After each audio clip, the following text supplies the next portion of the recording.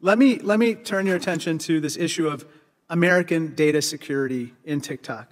Under Chinese law, ByteDance is required to share user data with the CCP as part of its intelligence gathering. TikTok's attempt to address these concerns is an initiative called Project Texas that attempts to firewall American user data.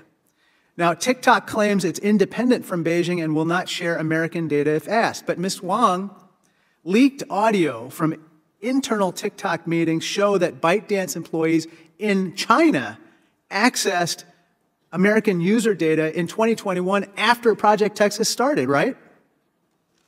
Correct.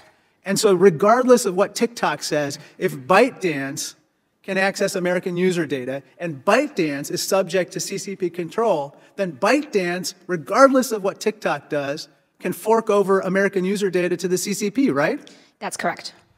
CCP access to TikTok data is not theoretical. In October 2022, ByteDance granted CCP regulators in-person access to TikTok's backend, which hosts nearly all of TikTok's internal communications.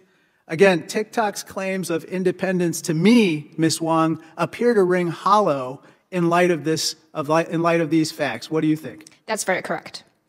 Let me I want to turn your attention to another social media app that some of us forgot about that was actually attempted to be acquired by another PRC-based entity, and that was Grindr. In 2018, a PRC company bought this app, which is the world's largest online dating app for the LGBTQ community. But then in 2019, the U.S. forced the Chinese company to divest Grindr. Why was that, Ms. Wang? The concern for the Chinese government's access to the data on Grindr. And what kind of data was it, and why was there a concern?